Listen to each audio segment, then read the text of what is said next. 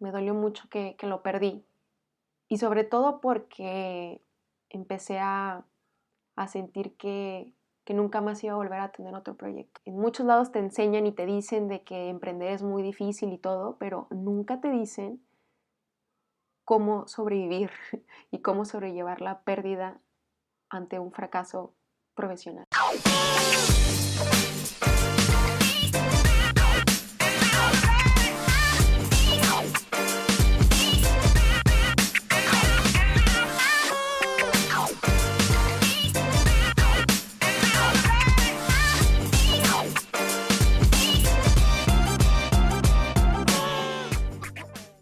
No puedo creer que ya son 8 episodios en Serendipia Podcast. Muchísimas gracias por estar aquí conmigo, por acompañarme en este proyecto que es algo que es un hobby que realmente me apasiona, me gusta y sobre todo en el que yo me siento completamente libre al platicar con ustedes, al compartir mis experiencias. Y qué mejor que si esas experiencias ayudan a alguno de ustedes, pues me hacen más feliz todavía. Así que muchísimas gracias por estos 8 episodios y estoy esperando con ansias el episodio número 10 sobre todo, porque creo que vamos a tener cosas muy interesantes a partir de ese episodio. Entonces, espérenlo, estoy muy contenta. Y el día de hoy quisiera platicar con ustedes, compartirles algunas experiencias personales y quisiera empezar con un tema que se me hace un poquito difícil de platicar, difícil de compartir, porque en su momento fue algo que me marcó, que fue como muy, muy doloroso. Me voy a escuchar muy exagerada, pero, pero quiero platicar con ustedes sobre cómo superar un fracaso. Ese proceso doloroso por el que atraviesas cuando tienes un proyecto que, que te dio tanto, al cual también le diste tanto y que de repente de la noche a la mañana se esfuma, se acaba y no sabes qué hacer. Muchos de nosotros hemos ido a conferencias o hemos leído materiales donde hablan mucho que al momento de emprender alguna idea de negocio, pues te platican como todo lo que puede haber alrededor de este emprendimiento, ¿no? Que puede ser desde las trabas que te puedes encontrar legales o económicas, administrativas, etcétera, ¿no? O sea, es como muchísimas cosas. Siempre te hablan como de esa parte, ¿no? Pero curiosamente no he encontrado demasiado material o si es que exista, no sé, relacionado al ¿y qué pasa cuando sí la armaste? O sea, sí realizaste tu proyecto, tuviste éxito, tocaste la cima y de repente se acaba, se esfuma. Y que no te explican o no te hablan a profundidad sobre cómo lidiar con este tipo de situaciones, cómo lidiar con esta idea del fracaso, con las pérdidas, con este proceso, porque sí es un proceso de duelo. Los procesos de duelos no nada más es como con pérdidas, o sea, de un ser querido, sino también aplican a cuestiones materiales y también pueden afectar gravemente pues, tu salud emocional. Y para platicar un poquito de mi experiencia personal, quiero compartirles pues mi historia de cómo superé un fracaso. Hace algunos años me asocié en un negocio y la persona con la que me había asociado tenía muchas ideas, era una persona muy visionaria y platicando y compartiendo, peloteando ideas y cosas, salió un tema de que esa persona tenía una página que era una como, pues, en ese momento no sabía él muy bien qué iba a hacer, o sea, se llamaba Yo Amo GDL y era una fanpage que no recuerdo cuántos fans tenía, pero era una fanpage donde esta persona se dedicaba como a subir esporádicamente contenido relacionado a Guadalajara. En su mayoría creo que había compartido, si mal no recuerdo, fotografías que él había tomado porque creo que él había tomado un curso de foto urbana y vio como un medio interesante para compartir su trabajo, ¿no? Sus fotografías, su hobby. Pero pues subía así de vez en cuando, pero poco a poco por el mismo título que tenía la página, pues llamaba la atención al público tapatío y pues poco a poco de manera orgánica empezó a llegar un flujo pues, de personas, de fans. Y cuando a mí me platica de su proyecto, o sea, de todas las como páginas que tenía, veo y le digo, oye, este es un proyectazo, o sea, yo lo veo que es como una minita de oro y creo que lo estás desaprovechando, o sea, ¿por qué no le das como más atención a este proyecto, no? Para mí en ese momento yo lo vi y dije, esto es como esa olla de oro que encuentras al final del arco iris, ¿no? Y yo se lo comenté, le dije, ¿por qué no haces algo con este proyecto? Y pues me comentó que la verdad él no estaba interesado en él, que tenía otras ideas en mente, otros proyectos, otras prioridades. Pero me dijo, pues si tanto te interesa y si tanto futuro le ves, pues si quieres te lo regalo. Y yo me quedé así como de que, ok, o sea, no me agradaba la idea de que me lo regalara tal cual. Pero le dije, ¿sabes qué? Mira, ¿por qué no mejor? O sea, tú sigues teniendo los accesos, tú eres como el dueño tal cual de esto, pero déjame ser la directora del proyecto. Y ya a lo mejor en un futuro, conforme vaya creciendo, ya cuando, mi idea era de que cuando ya tuviera tal vez el capital, pues ya como comprárselo y ya, ¿no? O sea, pero realmente yo lo que le pedía era como déjame hacerlo, o ahora sí que si me das como libertad absoluta para hacer lo que yo quiera con este proyecto. Y él me dijo que sí, que adelante, que hiciera lo que yo quisiera. Entonces, pues ya me da los accesos a la fanpage y creo que se empezaron a crear la cuenta de Instagram. En esa época ni siquiera existían los stories, no existían los influencers, o sea, no existía nada de eso. Ahora sí que la publicidad iba más fuertemente, llegaba por Facebook, era como el punto más fuerte. Creo que ahorita, en la actualidad, ya es el punto más fuerte, es Instagram. Pero en ese momento todavía era Facebook y todavía los blogs tenían mucha fuerza, mucha importancia para, pues le daba como más seriedad a los proyectos. Si tú ibas a una fanpage y ubicabas que tenían un blog o un sitio web, como que te daba un sentimiento de más seguridad y más formalidad.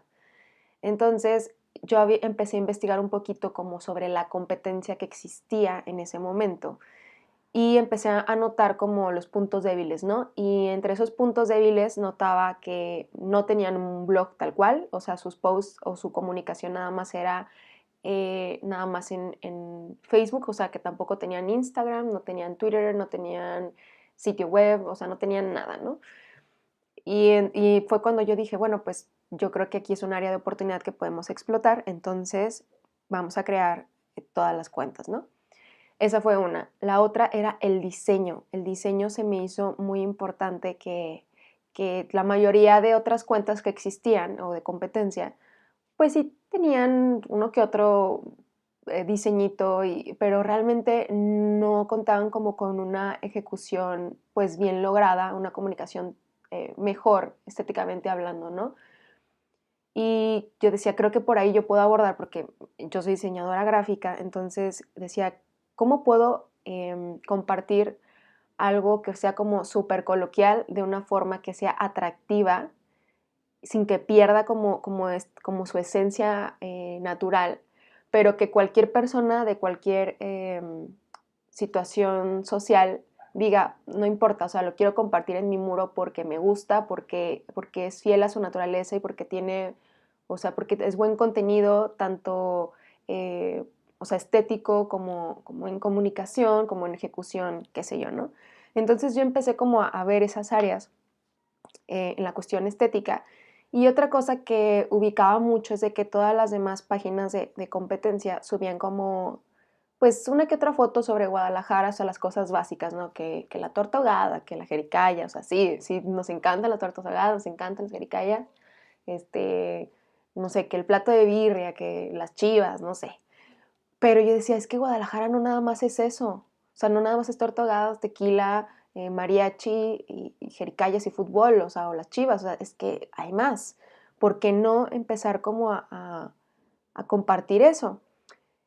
Y ahí fue cuando se me prendió el foco y dije, ¿por qué no comparto las memorias de mi abuelo paterno? Les voy a platicar un poquito sobre él. Mi abuelo era una persona que tenía muchísimas historias. Siempre le encantó conocer sobre la historia en general, la historia de México y la historia de Guadalajara.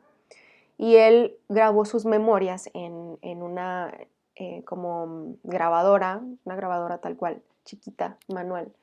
Él grabó y platicó como todas las historias que él tenía desde que era niño, o sea, memorias de él y cosas que le platicaban, cosas que él vivió. Entre ellas hay una que la quiero compartir con ustedes, que se me hace una de las mejores y que recuerdo con mucho cariño, y es que él por muchos años trabajó en el ferrocarril y una vez trabajando en el ferrocarril, el tren se descarriló y él se fracturó un brazo y con todo y el brazo fracturado logró sacar no sé a cuántas personas del tren, aún así volteado y todo, o sea, logró sacar no sé cuántas personas con vida y bien.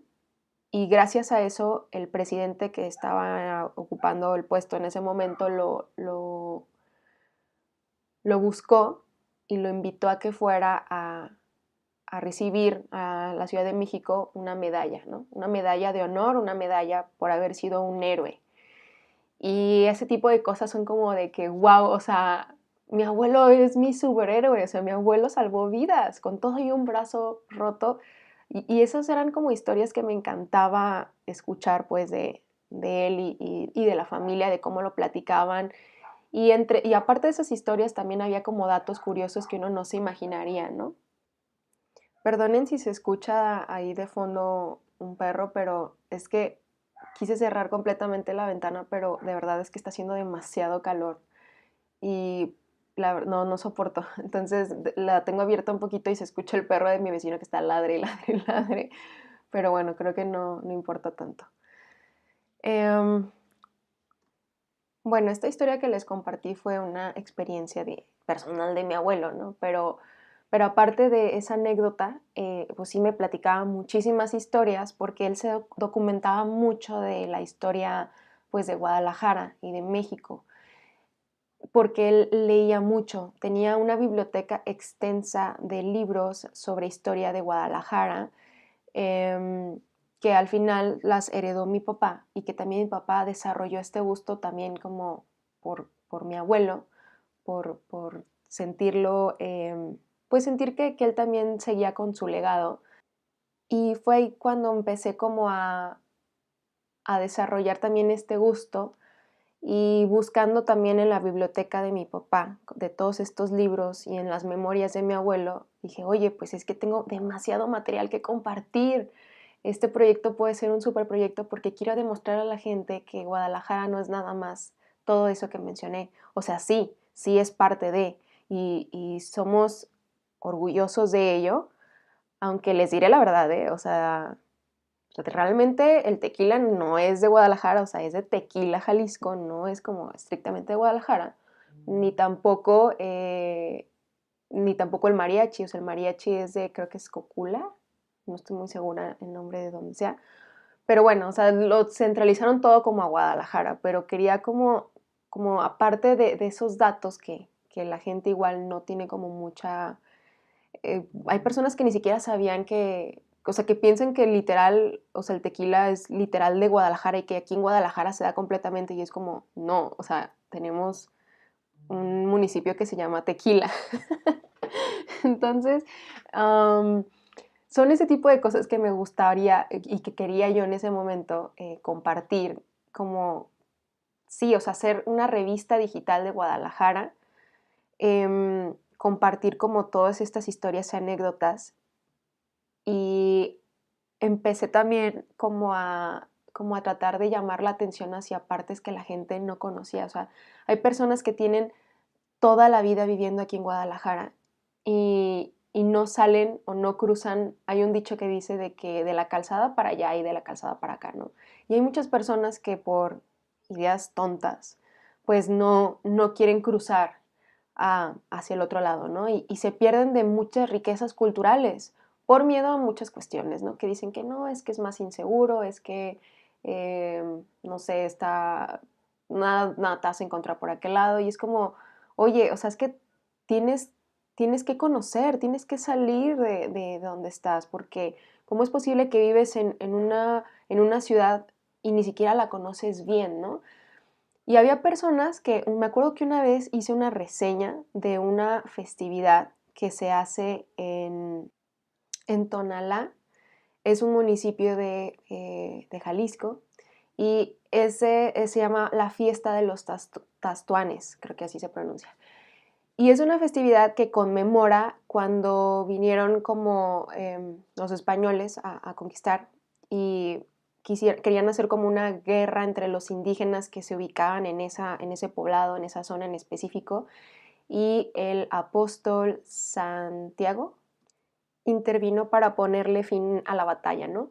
Y entonces en ese municipio, en ese poblado, las personas no recuerdo bien el día, creo que es el 25 de julio, pero sé que es en julio, cada 25 de julio conmemoran esa fecha y parece como si fuera un baile de máscaras, porque usan puras máscaras como tipo alebrijes. Alebrijes, para los que no conozcan o no sean de México, son como unas figuras fantásticas, surrealistas. Es como el surrealismo mexicano, me encanta, lo amo. Donde combinan partes de animales diferentes y forman como, pues estos seres como tipo mitológicos, raros, surrealistas, increíbles, ¿no? Y hacen un baile como de máscaras donde como simulan como lo que era la batalla, ¿no? Y que cada uno de estos pues guerreros pues conmemoran, ¿no? O sea, es conmemorar esa fecha. Y recuerdo que cuando puse un video y puse una imagen de esto, había personas que decían, ¿cómo es posible que tengo toda mi vida viviendo aquí en Guadalajara y yo no tenía ni idea? O sea, personas que tenían arriba de 40 años, 50 años, ¿no? Que eran fans de la página y que decían, no tenemos ni idea que eso existía ahí. O sea, ni siquiera sabían dónde estaba ubicado Tonalá. Y como muchas de esas cuestiones me llamaban muchísimo la atención porque yo decía, ¿cómo es posible que no conozcas tu propia ciudad? Y sentía que tenía como como ese deber, ¿no? De decir, si yo conozco, tengo este conocimiento, ¿por qué no compartirlo? Es como mi granito de arena de compartirlo a las demás personas y conozcan un poco más de la ciudad, ¿no? Había ese, ¿no? Otro que se me hizo muy interesante, que también documentándome entre las memorias de mi abuelo y lo que veía en los libros que tenía, era que el lago de Chapala, que creo que es conocido como el más grande de México, si no, corríjanme, pero la laguna de Chapala, más bien, perdón, la laguna de Chapala, en la década como de los 30 o 20 aproximadamente, tuvo una infestación de lirios. Y recuerden que el lirio acuático es muy dañino porque pues acaba con la fauna pues de silvestre, pues la fauna que hay ahí en el lago. Entonces pues ya no había como que tanta proliferación pues para generar pesca, ¿no? Y recuerden que en el lago pues la mayoría de sus ingresos o de la riqueza pues sí, o sea, del subsidio de todas las personas que viven alrededor del lago, pues es gracias al lago, ¿no? O sea, por la pesca y por el turismo. Entonces el lirio impedía, pues, generar estos ingresos económicos. Y en ese momento a alguien, no sé a quién, se le ocurrió la idea de traer manatís. Entonces trajeron manatís de la noche a la mañana. ¿De dónde? No tengo idea. Voy a investigar ese tema. Los trajeron y como las personas no, pues era la época de los 20, 30, o sea, las personas no tenían como que mucho conocimiento y aparte lo hacían así como sin avisarle a las personas, pues pensaban que eran monstruos, así les decían, hay monstruos marinos, monstruos marinos en un lago. Entonces las personas, sin saber, ignorantes de que son animales dóciles que no hacen absolutamente nada, que son animales herbívoros, literal nada más comían los lirios y los extinguieron. Y creo que había una foto, recuerdo que haber compartido una foto de los manatís, que se veían preciosos. O sea, imagínense ahorita visitar el lago y poder ver desde tu barco, balsa, lo que sea, lanchita, un manatí, o sea, de verdad sería increíble. Pero pues sí existió. Y muchas personas no sabían de esto, ¿no? O sea, de que cómo nosotros tuvimos, pues, en su momento atractivo que pudo haber sido muy interesante para el turismo en Guadalajara, en Chapala sobre todo. Había otro que creo que ha sido uno también de los descubrimientos, o bueno, de las cosas que no sé si puse mi granito de arena para que se pudiera realizar. Espero, quiero creer, quiero creer en mi interior de que tal vez sí, que tiene algo que ver. Era el Puente de las Damas. Para algunas personas que no conozcan qué es esto, en la época, pues, posconquista, porque no era colonial, fue todavía apenas empezaban a llegar las primeras familias aquí a Guadalajara. Y en Guadalajara había un río, que era el río San Juan de Dios. Todavía existe, pero lo taparon. Está ahorita por debajo de las calles de estas avenidas de La Paz y Colón, todavía ahí se encuentra. Y dividía la ciudad, y entonces dividía sobre todo de la parte de Analco y la parte de Mexicalcingo, el barrio de Mexicalcingo. En esa época el barrio de Analco, que tiene un templo majestuoso, de los templos, creo que es barroco, o sea, más increíbles que tiene la ciudad de Guadalajara y que muchas personas no conocen porque está del otro lado de la calzada. O sea, les digo, repito, nuevamente este pensamiento tonto que debería de eliminarse, porque se pierden de muchas cosas buenas y de mucha cultura y de verdad de mucha historia. Y ese templo en ese momento, creo que no estaba tan majestuoso, pero en ese momento era el templo donde asistían pues los indígenas y tenían como el templo donde asistían todos los riquillos, por así decirlo, los españoles o los criollos, que era el templo de Mexicalcingo, en el barrio de Mexicalcingo. Pero para poder cruzar esos barrios, no había forma, o sea, pasaba este río que en ese momento pues era río de aguas negras, creo que todavía sigue siendo de aguas negras. Y las damas españolas pues no querían como ensuciarse sus vestidos porque usaban estos vestidos súper gigantes, ¿no? Con un montón creo que de crinolina abajo y cosas así. Entonces idearon crear un puente que se llamaba el Puente de las Damas, que cruzaba precisamente desde Avenida Colón, calle Colón, desde calle Colón y cruzaba Avenida La Paz para conectar el barrio de Mexicalcingo con la parte del barrio de las Nueve Esquinas. Entonces tenían ese puente, ¿no? Imagínense, es un puente que data del año 1790, pero te lo taparon y pues como quien dice se perdió como ese registro de historia. Lo curioso es de que lo taparon completamente, o sea, dijeron, no nos vamos a tomar la molestia de, que digo, qué bueno, de derrumbarlo, de quitarlo, mejor nada más construimos arriba de él, lo tapamos y se acabó el asunto, ¿no?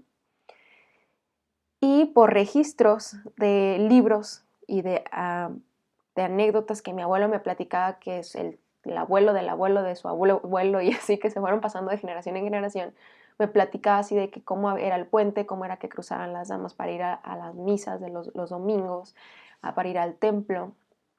Y pues empecé a documentarme y empecé a platicarle a la gente y la gente así de que cómo es posible que hay un puente y está ahí, y empecé hasta incluso a compartir planos que había encontrado en los libros súper viejos de mi abuelo, ¿no?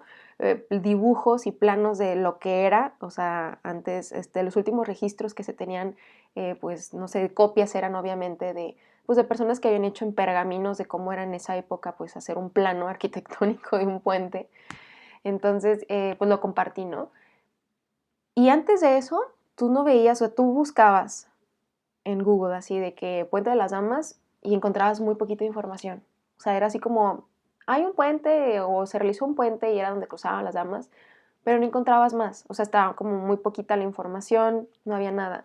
Y recuerdo que después de eso, al poco tiempo, o sea, primero hubo como una reacción interesante de la gente de que, wow, o sea, yo no sabía que existía eso y en ese barrio, o sea, ahora hasta entendían por qué les decía, si van al barrio y se paran en medio de la calle, obviamente que no estén pasando carros, por favor, sean conscientes, pero si se paran en medio de la calle con vista yendo hacia el barrio de las Nueve Esquinas, van a notar un pequeño elevamiento de la carpeta asfáltica.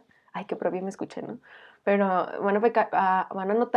van a percibir un pequeño elevamiento y eso es porque es el puente que está enterrado completamente. Entonces las personas decían, oye, pues no me lo imaginaba, ¿no? Y al tiempo de eso empezó a surgir información, empezaron incluso a sacar como renders de cómo ya una vista como 3D de cómo se vería el proyecto. Empezaron a sacar de que querían hacer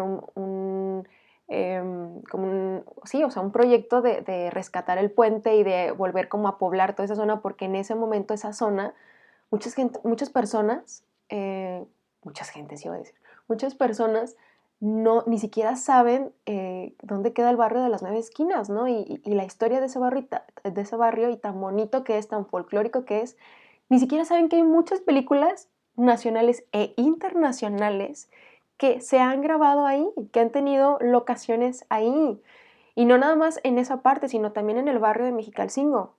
No sé ustedes si son fans de Nine Inch Nails, de Trent Reznor, pero por si no sabían, Trent Reznor en 1999 grabó un videoclip de la canción We Are in This Together en el barrio de Mexicalcingo. Imagínense eso. O sea, Trent Reznor, de Nine Inch Nails.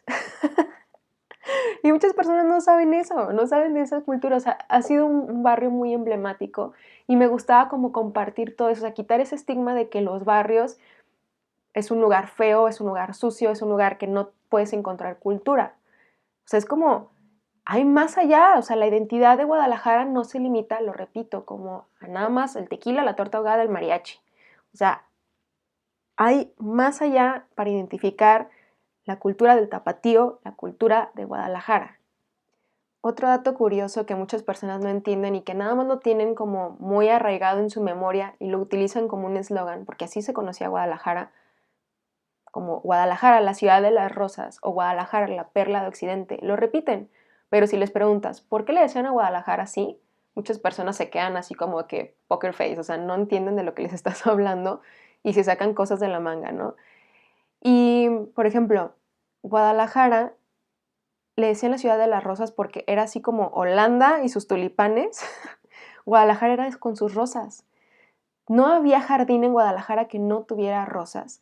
Y además del característico olor de tierra mojada que tenemos cada vez que llueve, era una mezcla de, imagínense esa época donde llovía y tenías ese olor a la tierra mojada con el olor del rocío de las rosas, de los botones de rosas abriéndose. Imagínense qué delicia de aroma tenían cada mañana o cada tarde. Me lo imagino y digo, wow, o sea, quisiera yo estar como en esa época y vivirlo. Y de hecho todo Chapultepec, una de las avenidas más importantes y principales de Guadalajara, que ahorita ya es una zona muy turística, en esa época era una zona, pues era como entre vivienda y turística. Pero toda esa avenida, todas las jardineras estaban repletas de rosas. Y así también como rosas, había muchos jardines que tenían amapolas, cuando todavía no había la prohibición de tenerlas. Guadalajara era una ciudad que tenía muchísimas amapolas. El otro que había mencionado era lo de Guadalajara es la perla de Occidente. Algunas personas les preguntan y te van a decir sí, porque en Guadalajara, en el centro, hay una fuente muy emblemática donde tiene una perla, que muchas personas no sabían que es una perla, si no has puesto atención, ve al centro, te urge ir al centro. Hay una perla que sí hace como una pues remembranza al nombre de Guadalajara, la perla de Occidente. Pero les quiero platicar algo que es un poquito como, fue una situación un poquito medio triste porque no hace mucho me encontré con una persona que venía de Estados Unidos y preguntándole sobre cuál había sido su experiencia en su estadía aquí en Guadalajara, etcétera, me comentó y me dijo, con mucho respeto, no me lo tomes a mal, solamente quiero saber, pero quisiera preguntarte por qué hay como tanto de Guadalajara, la ciudad más hermosa de México, y de repente así como que llegué y me quedé de que, oye, pero pues sí está padre, pero creo que hay otros estados que tienen, u otras ciudades en México que tienen pues no sé, una mejor como arquitectura, cosas así, ¿no? Y le dije, es que en su momento sí lo fue, o sea, no me lo tomen que, no, que ya no es, o sea, sí, Guadalajara es una ciudad muy bonita, sigue teniendo cosas muy bonitas, pero en su momento fue una de las ciudades más hermosas de México, sino que sí realmente fue la más hermosa, o sea, la perla de Occidente por lo menos, porque logró tener, con toda la colonización que hubo, logró tener una influencia muy afrancesada, europea, y unas construcciones magníficas, magníficas en toda la que era como la zona de la colonia americana, Lafayette, moderna. Tenía unas construcciones increíbles. El centro de Guadalajara era hermoso, precioso. ¿Por qué les digo esto? Porque en los libros están las fotos, están los documentos. Pero cuando fue la década de, creo que a partir de los 60, con no sé qué, los presidentes, la verdad, soy muy mala para recordar quiénes estaban en ese momento, pero creo que la dirección que tenían, el gobierno que tenían en ese momento, tenían esta idea de modernizar Guadalajara y en su idea de modernizar era quitar lo viejo, construir sobre eso y hacer algo nuevo. Y pues le dieron en la torre a Guadalajara, o sea, literal, le dieron en sus torres de catedral, que ese es otro de los símbolos muy característicos. Tenemos una catedral que tiene torres amarillas. El punto es de que Guadalajara tuvo esta arquitectura preciosa que le dieron en la torre, pues por tratar en su afán de modernizar Guadalajara. Y pues destruyeron con gran patrimonio, pues, histórico de la ciudad, por el cual se le había conocido a Guadalajara como la perla de Occidente. Y eso fue lo que yo le expliqué a esta persona y de hecho le dije, investiga, busca fotos.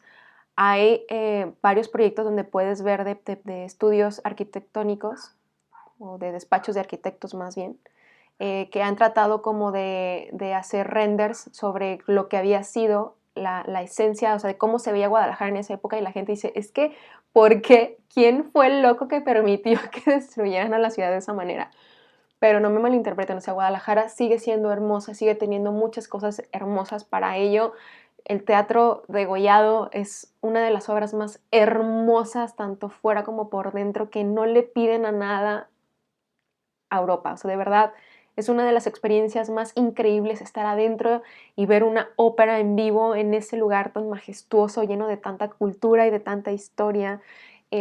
Igual el Hospicio Cabañas, o sea, los trabajos, los murales de Orozco. O sea, Orozco era pero máster en lo que hacía. Uno se para en la bóveda principal donde ves la pintura del hombre en llamas y a donde te voltees sientes que la pintura, por la perspectiva, ese grado, sí, o sea, ese grado de magnificencia que tenía este hombre para plasmar el arte de esa manera, o sea, donde sea que te pares, sientes que la perspectiva te sigue, o sea, te sigue, es una experiencia increíble que solo las grandes mentes pueden plasmar, como lo fue, pues, esta personalidad tan importante, ¿no? Aquí que nos dejó ese legado aquí, ¿no? Que no le, como repito, no le pedimos a nadie, ni en, o sea, en Europa, ni en Asia, ni en ningún otro lado. O sea, es parte de la identidad también de aquí de Guadalajara y que me encanta rescatar, que me encanta compartirle a las personas. Y así como les platico con mucho, pues, nostalgia y gusto también al mismo tiempo, es como una sensación, como dicen, bittersweet, agridulce, eh, porque de verdad me encanta, me encanta. Y pues retomando un poquito lo que les platicaba de lo del Puente de las Damas, pues ahorita ya en la actualidad desenterraron, hicieron el proyecto realidad, no al 100% como yo me lo había imaginado, como creo que muchos lo esperaban, pero pues lograron hacer el proyecto, desenterraron, crearon como una especie de como bóveda donde puedes observar por fuera. Yo hubiera creído que y hubiera querido que los desenterraran por completo para poderlo apreciar completamente, pero bueno, por lo menos la gente se enteró, la gente lo desenterró. Y claro, en mi mente me encantaría pensar de que a lo mejor el publicar o el dar a conocer ese proyecto en ese medio que tenía, si por lo menos ya tenían el proyecto para realizarse, o sea, si ya existía, bueno, qué bueno, pero si también por el otro lado, no sé, sirvió y puse un granito de arena para que las personas conocieran un poquito más y no dejar que se perdiera como esa memoria, o sea, que la gente supiera que existía eso, O sea, para mí creo que fue algo como muy importante y claro, me encantaría pensar y en mi mente fantaseo de que tal vez puse así un mínimo granito de arena para que al día de hoy ya pues es posible apreciarlo, ¿no? Apreciar de que existió esto y que es parte de historia y es parte de cultura que es de nosotros, de Guadalajara.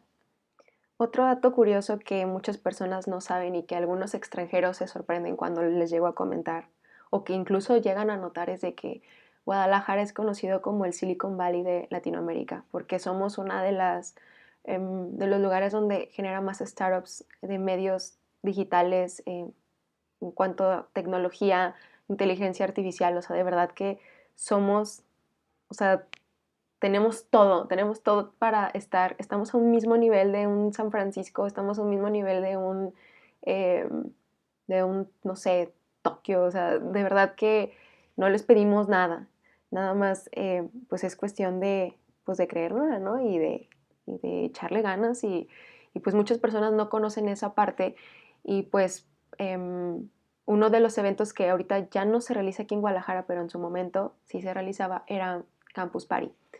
Campus Party llegó aquí a Guadalajara y en la primera edición yo no asistí, no lo conocía todavía, pero para la segunda edición, creo que fue la tercera, no recuerdo, creo que fue para la segunda, asistí, este, antes se hacía en Ciudad de México, ahorita no sé dónde se esté realizando, y creo que para su segunda edición fue cuando se hizo en Guadalajara, creo que fue la edición a la que yo asistí. Y recuerdo que pues yo tenía el blog, ¿no? de Yo Amo GDL. Y recuerdo que pues sí veía que páginas publicaban de eso, pero no veía que en las páginas de competencia directa de lo que yo estaba haciendo publicaran algo como pues más como a fondo de lo que era este evento, porque yo decía, es que es un evento muy importante, o sea, es el máximo evento de tecnología, diseño, medios digitales, y se está realizando en nuestra ciudad, o sea, Guadalajara, somos ciudad digital, por favor. ¿Por qué no están hablando de eso? Entonces, veía que hablaban muy poquito y era la primera vez que se hacía aquí en Guadalajara. Era un evento que venía gente de todo Latinoamérica. Y yo decía, ¿por qué no hablan? Y entonces dije, voy a tomarme a la tarea de crear una guía para el campusero, porque sí les decían los campuseros. Bueno, sí les decían, más bien, no yo para el campusero que viene aquí a Guadalajara, o sea, todo lo que debe de saber, porque obviamente había personas que pues sí venían con, pues, no sé, con el poder adquisitivo para poder turistear y estar aquí, pero la mayoría de la gente que venía pues eran personas, estudiantes, que no tenían como la misma posibilidad económica. Yo decía, es que yo quiero que tengan, que no exista esto de que no tengas la experiencia de Guadalajara por limitación de dinero, ¿no? Entonces me di a la tarea de escribir un blog, una entrada de blog donde ponía así súper detallado, así de que vas a venir a Campus Party, te voy a enseñar hasta de qué rutas de camión salen del aeropuerto para que llegues a la expo, para que vayas al centro, qué lugares quedan cerca de la expo donde sucede el evento para que vayas a comer, para que pruebes los platillos típicos mexicanos, rutas turísticas que no te cuesten nada, o incluso les ponía los precios, ponía lugares de hoteles, ponía códigos hasta de Uber, así de que pon este código y te van a salir viajes gratis, todo, o sea, de verdad que ponía así, desglosaba completamente todo porque era como, no te vayas a perder la experiencia de Guadalajara. Y fue tanto el éxito de esa entrada que los mismos organizadores de Campus Party me contactaron y me dijeron, wow, con tu post, está increíble, ¿tienes entradas? Yo ya tenía una entrada como pues normal, ¿no? Y yo, pues sí, no, pues tú tienes solo acceso a donde quieras entrar, casi, casi, ¿no? Entonces, pues ya estuve en varios eventos, yo en ese momento pues estaba con la comunidad de Yo Amo GDL, que era la que estábamos haciendo, y con la comunidad de Tweet GDL, estábamos como unidos, que era otra de las cuentas fuertes que traía esta otra persona con la que estaba asociada. Y la verdad fue una experiencia increíble porque era como quiero que conozcan a Guadalajara en todos los aspectos. Quiero que conozcan que también Guadalajara se conoce por su tecnología, por su diseño, por su arte, por su comida, por toda, o sea, Guadalajara es completa por muchas cosas, o sea, es bella, es la perla de Occidente, pero no nada más por la arquitectura, sino es porque tiene todo.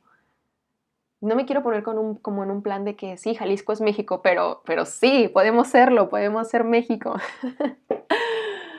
Y pues obviamente este proyecto me trajo mucha satisfacción profesional y personal también. Me ayudó a crecer muchísimo. Le tuve muchísimo cariño, era mi bebé. Me sentía tan plena de que le daba la dirección que yo quería. Y estando en la cima del éxito, donde decía, wow, esto es lo que quiero y va a funcionar, se acaba. No voy a entrar en muchos detalles de esa situación porque fue algo personal, pero al final de cuentas eh, perdí ese proyecto. Actualmente, pues ya, o sea, creo que sigue, pero no con la misma dirección o objetivo que le brindaba yo en un inicio. Eh, pero pues me dolió mucho, ¿no? Me dolió mucho que lo perdí.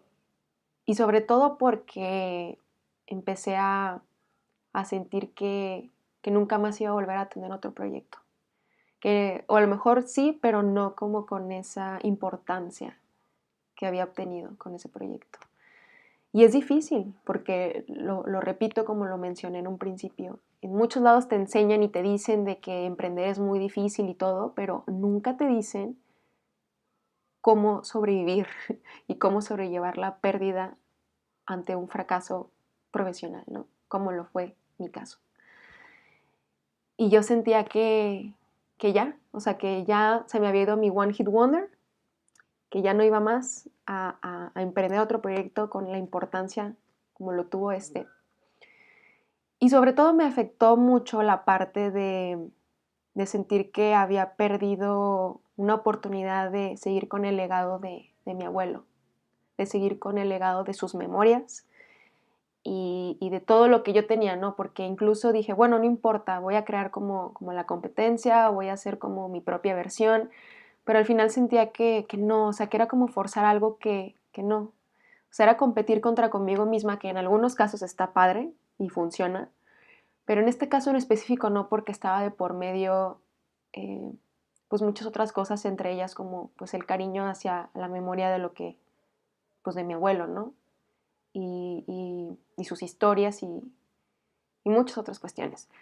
Pero después de enfrentarme a esta pérdida, lo que quiero compartir o lo que les quiero dejar es de que la vida no se acabó para mí, o sea, la vida profesional obviamente, no se acabó para mí, me enseñó muchísimo, ahora sí que me hizo una piel más gruesa para entender que hay cosas que se deben de hacer de cierta manera. No siempre debes dejar que el corazón domine la razón, debes de ser un poquito como más frío en ciertas cuestiones y pensar como más fríamente en cómo manejar tus negocios. Y fue un gran maestro para mí porque, o sea, logré generar, bueno, ahorita ya son como 200,000 fans orgánicos, creo que son los que tienen, pero en su momento, o sea, imagínense, en esa época que no existían los influencers, que no existía todas estas cuestiones que ahorita conocemos, o sea, lograr, en ese momento eran 150,000 fans completamente de manera orgánica, o sea, era increíble. Empezaba a ver lo que eran los sponsors porque marcas empezaban a buscarme, me daban accesos para los mejores eventos en Guadalajara. De verdad que disfrutaba, amaba trabajar en este proyecto. O sea, para mí nunca fue un trabajo esa página. Esa página me encantaba escribir, bloguear. Descubrí que me encantaba compartir. Que así como ahorita lo estoy haciendo a forma de audio, en ese momento lo hacía escrito, compartía mis posts y me daba mucho orgullo hacerlo porque me encantaba, porque sentía que una parte de mi abuelo estaba ahí conmigo y que como que preservaba su memoria en cada uno de los posts, en cada una de las entradas, en cada uno de los diseños. Y pues obviamente no es tan fácil dejar ir pues una plataforma con pues con una base de seguidores pues de ese tamaño, ¿no? O sea, sí fue como... ah, pero quisiera como compartirles cómo fue que fui superando esto, que fui superando eh, esta pérdida. Y obviamente, si tú te encuentras en una situación similar a la mía, te recomendaría que si lo hagas en acompañamiento pues, de un psicólogo. La verdad, a mí también me ayudó mucho eso, el tener un acompañamiento y el seguir trabajando. Y precisamente ayer, escuchando el podcast de Dani Guerrero, ella abordó un tema que era el síndrome del patito feo. Y el síndrome del patito feo es una historia que viene en el libro de Las mujeres que corren con lobos de Clarisa Píncola. Se las recomiendo completamente. Cuando lo mencionó Dani, dije, claro, sí es cierto. O sea, recuerdo haber leído esa historia y se me hizo como perfecta para tomarla para también este podcast, porque fue algo que me ayudó muchísimo en mi proceso de sanación.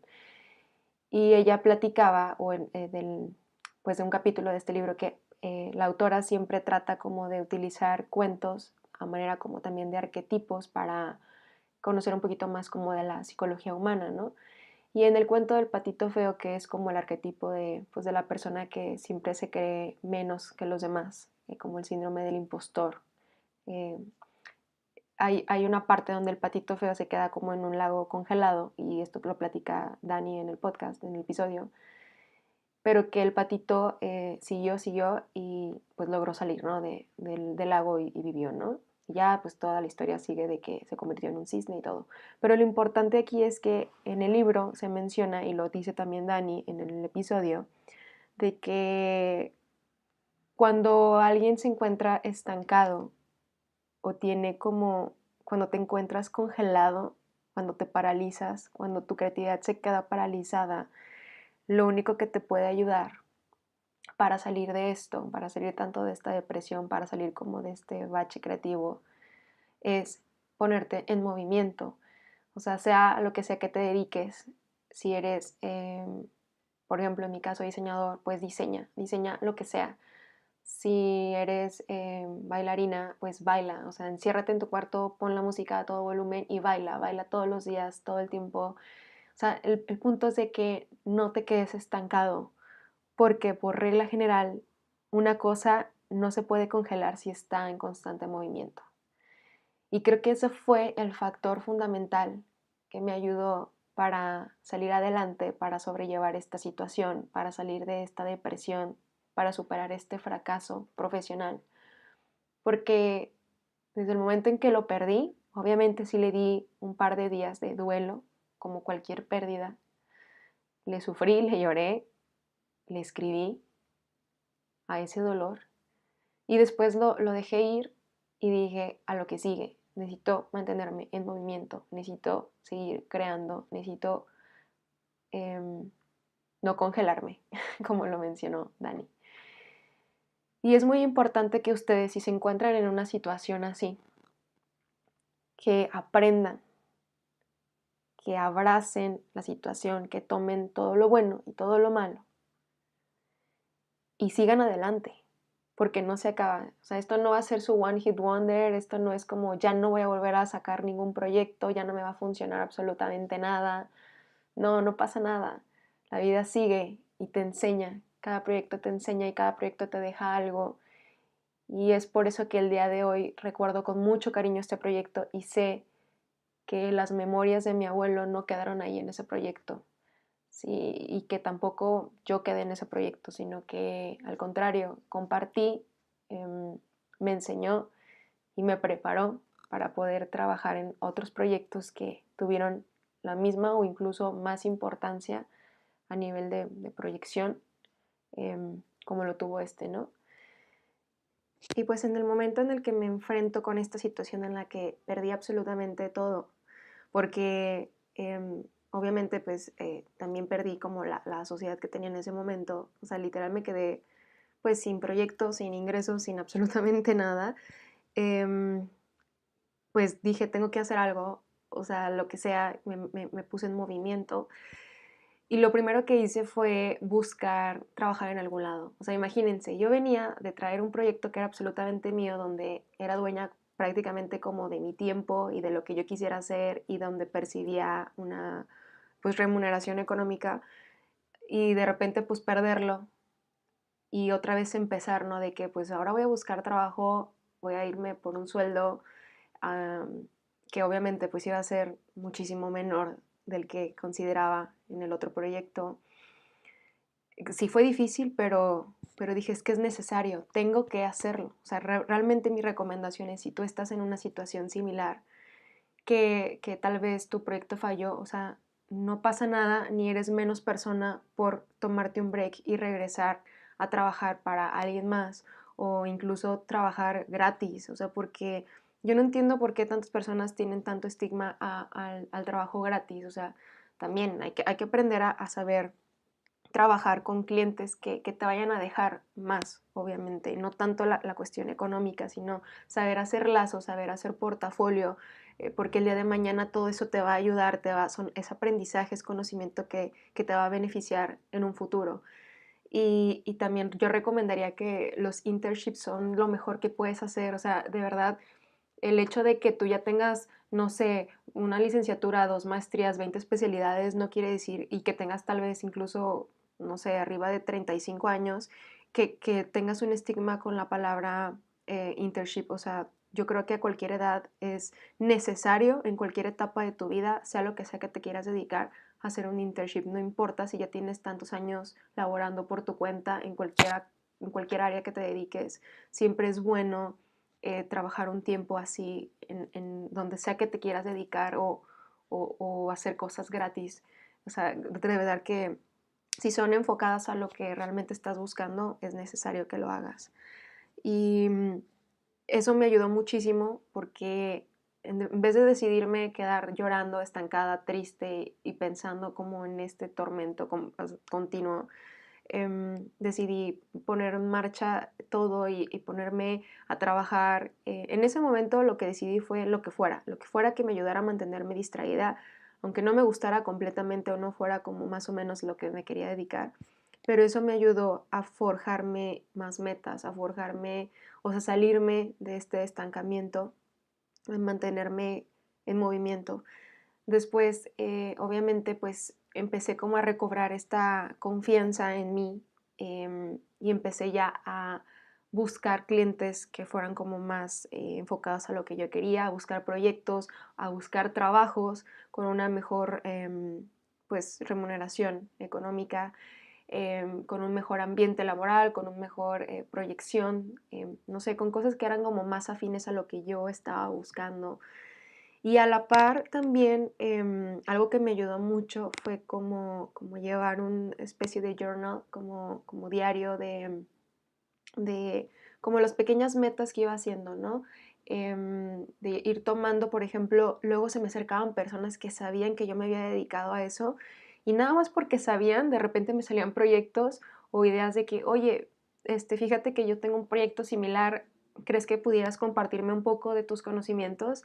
Y muchas veces lo llegaba a hacer gratis y ya después cuando ya que sí era negocio, ya lo llegaba como hasta incluso cobrar porque asesoraba a personas de decirles, pues bueno, pues es que esta fue mi idea de negocio, a lo mejor a ti te puede servir, a lo mejor no te puede servir, no te vayas por ahí porque es como una línea completamente diferente.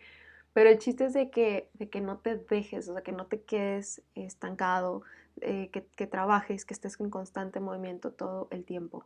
Y creo que lo más importante de todo es las metas, porque en ese momento yo empecé a ponerme pequeñas metas, incluso hasta metas semanales, para poder cumplir luego otras metas a largo plazo. Y eso también me ayudó a forjar como un mejor carácter, como mantenerme motivada y a dejar de pensar como la idea del fracaso, sino que decía, gracias, qué bueno que me pasó esta situación porque ahora tengo la posibilidad de poder hacer esto otro, porque a lo mejor si yo me hubiera dedicado de lleno a ese proyecto, si hubiera seguido aquí, tal vez no hubiera podido hacer otras cosas. Un ejemplo de ello fue que mi sueño había sido, quería yo irme a estudiar fuera y a vivir un tiempo fuera de México.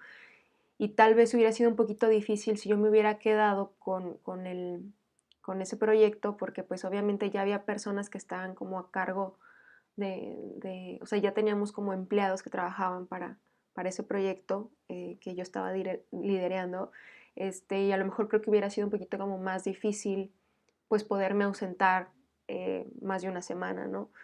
Em, y, y gracias a eso, cuando sucedió todo, me enfoqué en que me quiero ir a vivir, quiero ir a estudiar en Nueva York.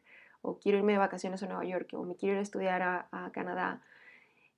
Y me enfoqué, o sea, enfoqué todas mis energías en ello y aparte también enfoqué en que quería mejorar mis skills en diseño. Entonces dije, no, es que quiero mejorar, quiero ser mejor en esta área, quiero probarme a mí misma. Entonces todos los días intentaba hacer como pequeñas cosas diferentes. También empecé a disfrutar un poquito más de pues de los ratos de estar como para mí nada más y escribir y compartir mis ideas y empecé como a explorar otras áreas de diseño y otras áreas que incluso no eran de diseño, o sea, por ejemplo, la música, retomar otra vez como el gusto por el mero gusto de tocar la guitarra, o sea, sin tener como el que armar una banda, que ese podría ser otro episodio. Hace algunos años estuve un poquito metida como en la industria, en la escena musical tapatía, me encantaba. Tuve una banda y estuve en un par de proyectos. Y la verdad es que empecé a explorar muchísimas áreas que tal vez no hubiera conocido si me hubiera quedado estancada como en estar pensando nada más en el fracaso que tuve o en estar como terca en volverlo a realizar. Si me hubiera quedado ahí, creo que no hubiera conocido muchas otras partes que al día de hoy ya descubrí, que fueron un hallazgo increíble que tal vez no había pensado en un principio y logré ir a lugares que no hubiera creído haber podido llegar, ¿no? Entre ellos el poder irme a Nueva York y logré irme no una, sino dos veces por periodos de tiempos pues más largos de los que a lo mejor me hubiera podido haber ido si seguía con el otro proyecto. Me fui a Canadá, estuve viviendo allá, estuve en Vancouver, una ciudad hermosa y que me permitió hacer muchísimas cosas, conocí a muchísimas personas y me abrió los ojos completamente y que nada de eso hubiera pasado si tal vez yo me hubiera quedado enfrascada en esa idea pues, pues del fracaso, ¿no? O en esa idea de que ya no sirvo para nada y no haber luchado y no haberme puesto metas pues muchísimo más grandes, que creo que esa es la cuestión. Creo que si tú emprendes un proyecto y crees que ya llegaste, o sea, que ya le hiciste, creo que no es una muy buena meta. Creo que las metas que te pones, que te siguen poniendo otras metas y otras metas, son las mejores, porque son las que te hacen crecer, porque son las que te hacen no quedarte estancado, porque al final del día, si a lo mejor tú llegas a algo y lo cumpliste, va a llegar un punto en el que te vas a cansar de lo mismo y aquello por lo que tanto luchaste, ya no te vas a ver igual y se va a perder.